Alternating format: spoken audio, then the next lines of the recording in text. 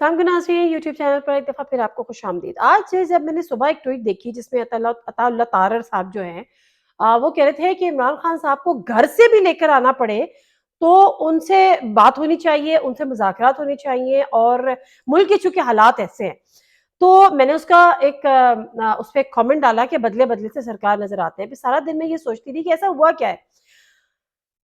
जिस वक्त मैं आपसे बात कर रही हूँ, पाकिस्तान और आईएमएफ के मुज़ाकरात चल रहे हैं, लेकिन उनमें एक डेडलॉक आ गया है। ठीक है, मुआहदा तय नहीं पा रहा।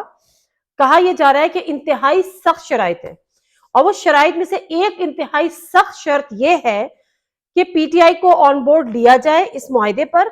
और शब्बर जैदी साहब ये कहते हैं कि इमरान खान साहब के सिग्नेचर होना भी जरूरी है इस मुआहदे पर।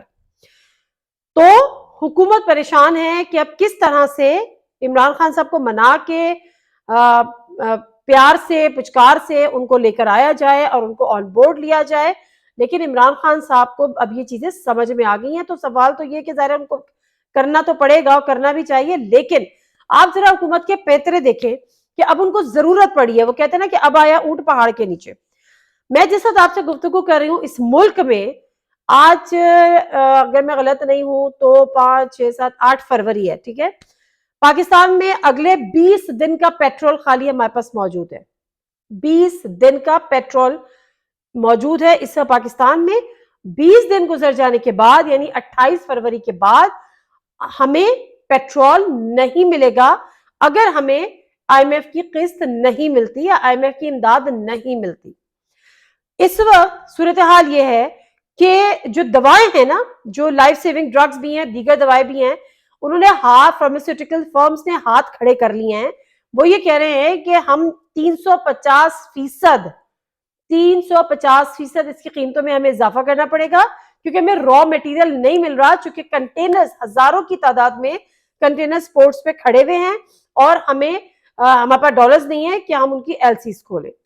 ब्लूमबर्ग की खबर ये आती है कि जी पाकिस्तान से लाखों डॉलर्स जो है वो अफगानिस्तान जा रहे हैं और यकीनन स्मगल हो रहे हैं। ये सब कर कौन रहा है और किसको एहसास नहीं है कि इस मुल्क में क्या हो रहा है, हम किस चीज में फंसे हुए हैं।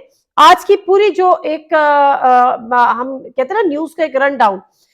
इलेक्शन कमीशन को सदर आरिफ अलवी साहब ने खत लिख दिया, निगरान हुकूमत का ये हो गया, इलेक्शन कमीशन का इजलास ये हो गया, मुशर्रफ साहब के लिए दुआ करानी है या दुआ नहीं करानी है। मुशर्रफ साहब गद्दार थे, वो गद्दार नहीं थे। इलेक्शंस होंगे नहीं होंगे, इमरान खान साहब गिरफ्तार होंगे या वो नाअहल होंगे, ऐसी तमाम चीजों में पाकिस्तान कहाँ है, मईशत कहाँ है, कहीं नहीं। मुझे हैरत है कि पाकिस्तान किसी की सब प्रायोरिटी नहीं है, अवाम किसी की प्रायोरिटी नहीं है। सब अपनी अपनी अनाओं के खोल में बैठे हुए हैं, कोई हुब्बे अली में और कोई बुग़्ज़े माविया में। इन तमाम जो न्यूज रनडाउन मैंने आपको बताया है ना, उसमें कहीं ये खबर नहीं है कि आज शहबाज गिल साहब ने एक प्रेस कॉन्फ्रेंस की है। बस वो आंसुओं से नहीं रोए हैं, उन्होंने अपनी दिल की भड़ास निकाली है। मैं कहती हूँ कम से कम ये तो उन्होंने अच्छा किया। कोई इस पे बात ही नहीं कर रहा कि शहबाज गिल ट्रेंड पे भी नहीं है कहीं ट्रेंड उनका चल रहा है?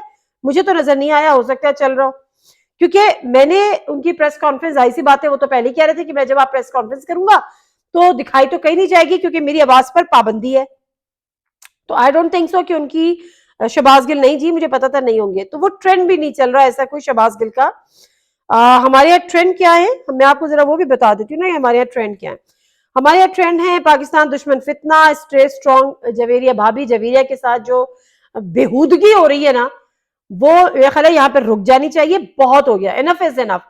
एक बेवा जिसकी जो भी इद्दत में है उसके साथ आप ये बेहूदगी कर रहे हैं। थोड़ी सी शर्म और लिहाज कर ले, अपने खानदान का तरबियत का लिहाज कर ले, अपने माँ बहन बेटी किसी का तो लिहाज कर ले। खैर बेकार है कहना। उसके बाद हमारे यहाँ ट्रेंड जो है वो the truth international, Naseem Shah, Messi, जन्नत, prayer for Turkey, petrol diesel price, Kargil series, mania festival, Lebanon, जलजिला, ये सारी चीज ये हमारे यहाँ ट्रेंड कर रहे हैं। इसमें प्रेसिडेंट अलवी, इसमें कहीं शहबाज गिल ट्रेंड नहीं कर रहे। क्यों? शहबाज गिल ने सवाल पूछा है क्यों, बारहा पूछा है क्यों, और फिर उन्होंने पूछा है कि क्या है उसकी वजह यह है कि मेरा ताल्लुक एक मिडिल क्लास फैमिली से है। انہوں نے پورا اپنا بتایا. اچھا شہباز گل صاحب جو ہے نا وہ تھوڑی سی ان کی جو پرسنالٹی ہے, اب جو بات مجھے پتا چلی ہے وہ میں آپ کو یہاں پر آ کے بتاتی ہوں. شہباز گل صاحب جب حکومت میں تھے, چاہے وہ پنجاب حکومت میں ہو, اس کے بعد وہ وفاق آ گئے, 1 سال وہ پنجاب حکومت میں رہے, تقریباً 3 ساڑھے 3 سال وہ وفاق میں رہے. ان کے انداز ہی الگ ہوتے تھے, ان کا گفتگو کا انداز الگ ہوتا تھا, وہ اڑے اڑے پھرتے تھے, وہ کسی کو گھاس نہیں ڈالتے تھے, وہ اپنے زوم میں رہنے والے شخص تھے. وہ کہتے ہیں نا کہ ایک دم سے کچھ مل جائے اور ضرورت سے زیادہ مل جائے. شہباز گل صاحب کو شاید برا لگے لیکن آپ سوچ لیجئے گا, دیکھ لیجئے گا, جس کو کہتے ہیں نا کہ گریبان میں جھانک لیجئے گا تو میری باتیں آپ کو صحیح لگیں گی. تو یہ ہوتا تھا ان کے ساتھ. ان کو ٹیلی فون کالز اگر ان کو کرو, بہت دور کی بات ہے, بڑی بات ہے, خیر اٹھانے کا تو سوال ہی, کبھی میسج کا رپلائی نہیں کرتے. اچھا ان کی جو بیانات تھے اور پھر جو ان کی باڈی لینگویج جو ہم دیکھتے تھے, وہ پتہ نہیں ایسا لگتا تھا کہ پتہ نہیں عمران خان صاحب سے بھی کوئی آگے کی چیز ہے. بہت اچھا, ان سے ہماری کئی دفعہ ملاقات ہوئی, پی ایم ہاؤس میں بھی ملاقات ہوئی, بنی گالا میں بھی ملاقات ہوئی, پی ایم ہاؤس میں اس سے بھی ملاقات ہوئی جب وہ ایک دفعہ عثمان بزدار صاحب کے ساتھ پی ایم ہاؤس آئے تھے اور ایک کانفرنس کی تھی. عمران خان صاحب نے ایک انٹریکشن تھا اینکرز کے ساتھ, اس میں بزدار صاحب بھی ایک طرف بیٹھے تھے اور ایک طرف محمود خان صاحب بیٹھے. اس سے بھی میری شہباز گل صاحب سے ملاقات ہوئی. تو یہاں تھے, یہاں آسمان پہ. اس کے بعد شہباز گل صاحب سے بنی گالا میں بھی ملاقات ہوئی. پھر شہباز گل صاحب سے ایک دفعہ اور بنی گالا میں پی ایم ہاؤس میں بھی ملاقات ہوئی. بنی گالا میں جو ملاقات ہوئی تھی نا, تو وہ مظفر گڑھ میں جو ان کی گرفتاری ہوئی تھی اس کے بعد ہوئی تھی. ان کو کچھ دن جیل میں رہنا پڑا تھا, لیکن مختلف حالات تھے نا, مطلب ایک سیاسی گرفتاری تھی, چھوٹی موٹی تھی کہ جی انہوں نے یہ کیا یہ کیا. آ کے وہ بتا رہے تھے کہ جیل کا حال یہ تھا اور فلاں تھا یہ وہ, لیکن اس سے بھی یہاں تھے. ٹھیک ہے, آج شہباز گل صاحب یہاں ہیں. میں نہیں کہتی یہاں ہیں, کہتی ہوں یہاں ہیں. یہ شاید نیچے تھوڑا کام ہو.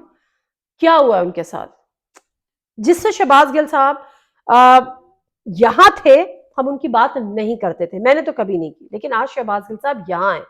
آج ہم پہ فرض ہے کہ ہم ان کی بات کریں. کیا کیا شہباز گل نے؟ ٹھیک ہے انہوں نے بہت غلط بیان دیا, ان کو یہ بیان نہیں دینا چاہیے تھا, لیکن آپ قتل کر دیں, سزائے موت دے دیں, جس طرح سے وہ کہہ رہے ہیں مجھے پھانسی دے دیں. آپ کس کو میسج دے رہے ہیں؟ آپ کیا میسج دے رہے ہیں؟ آپ یہ دے رہے ہیں کہ ایک پاکستان کا شہری, ایک سیاستدان, ایک گورنمنٹ آفس ہولڈر, کیا کر رہے ہیں آپ اس کے ساتھ؟ مطلب آپ اس کو نشان عبرت بنا رہے ہیں. اگر وہ آج رو رہا ہے کہ بھائی میرے بلوچستان میں 22 گھنٹے کی مسافت پہ آپ میرا کیس ڈال دیتے ہیں, میرے اوپر یہ کر رہے ہیں, میرے اوپر یہ کر رہے ہیں, میرا یہ خیال ہے, میں یہ سوچتی رہی کہ یہ ناجائز ہو رہا ہے, انتہائی ناجائز ہو رہا ہے. اگر آپ نے ان کو سزا دینی ہے, معافی بھی تو اللہ تعالیٰ وہ میں ابھی سن رہی تھی, وہ رئیسانی جو ہے بلوچستان کے سابق چیف منسٹر, وہ بڑی مزے کی انہوں نے دلچسپ بات کی, لیکن وہ دلچسپ سے زیادہ وہ ایک کڑوا سچ تھا. انہوں نے کہا کہ میں اللہ تعالیٰ سے نہیں ڈرتا, یا اللہ تعالیٰ سے کم ڈرتا ہوں, پاک فوج سے زیادہ ڈرتا ہوں. پھر انہوں نے کہا کہ اللہ تعالیٰ غفور الرحیم ہے, پاک فوج غفور الرحیم نہیں ہے. شہباز گل کے معاملے میں میرا خیال ہے بہت ہو گیا, درگزر سے کام لے لینا چاہیے, معافی دے دینی چاہیے.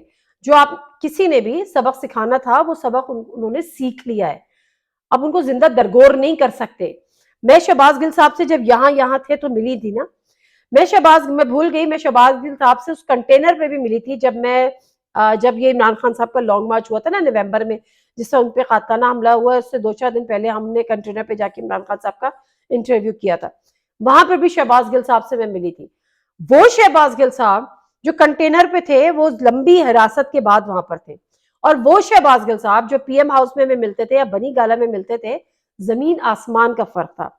ہم دیکھ کے حیران رہ گئے کہ وہ بندہ جو ٹرینر پہنا ہوتا تھا اور بنی گالا میں ادھر سے ادھر بھاگ رہا ہوتا تھا, جو پی ایم ہاؤس میں ادھر بھاگ رہا ہوتا تھا, وہ بار بار کرسی پر بیٹھ رہا ہوتا تھا کنٹینر کے اوپر, جہاں پہ سب سائڈ پہ کھڑے ہوتے تھے.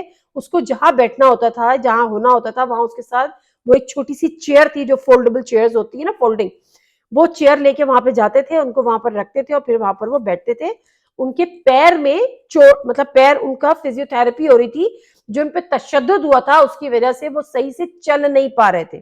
پھر وہ ان سے جب میں نے بات ہوئی تو وہ صحیح سے بات نہیں کر پا رہے تھے. وجہ کیا تھی اس وقت, کیونکہ ظاہر ہے نئی چوٹ تھی ان کی, یہ جو جس جاب بون کی وہ بات کرتے ہیں نا, کہ ان کا فریکچر, انہوں نے مجھے اس سے بتایا کہ ان کا یہ فریکچر ہوا ہوا ہے، ان کا ٹریٹمنٹ چل رہا ہے، ان کی فزیو تھراپی بھی چل رہی ہے. تو آپ نے ایک شخص کو زندگی بھر کے لیے اس لحاظ سے تو معذور کر دیا کہ اس کی جو جا بون، بقول ان کے کہ جا بون جو میری بریک ہوئی ہے وہ کبھی نہیں ٹھیک ہو سکتی. یا تو آپ یہ فیصلہ کر لیں کہ آپ نے ان کو مار دینا ہے، ٹھیک ہے، پھانسی چڑھا دینا ہے، قتل کر دینا ہے، ورنہ اس کی زندگی بخش دیں. دوسری بات یہ جو میں بڑے وسوخ سے کہہ رہی ہوں، شاید میں آخر میں یہ بات کہہ رہی ہوں کہ یہ ایک فرمائشی پروگرام چل رہا ہے، بہت ساروں کو انہوں نے ستایا ہے، بہت سارے لوگوں کو انہوں نے ناراض کیا ہے، اور آج ان کا جو کچھ ان کا ہو رہا ہے وہ ایک فرمائشی پروگرام بھی ہے. کچھ مزید بات کروں گی اگلے ویلاگ میں. ناظرین، مجھ سے کوئی اجازت دیجیے. اللہ حافظ.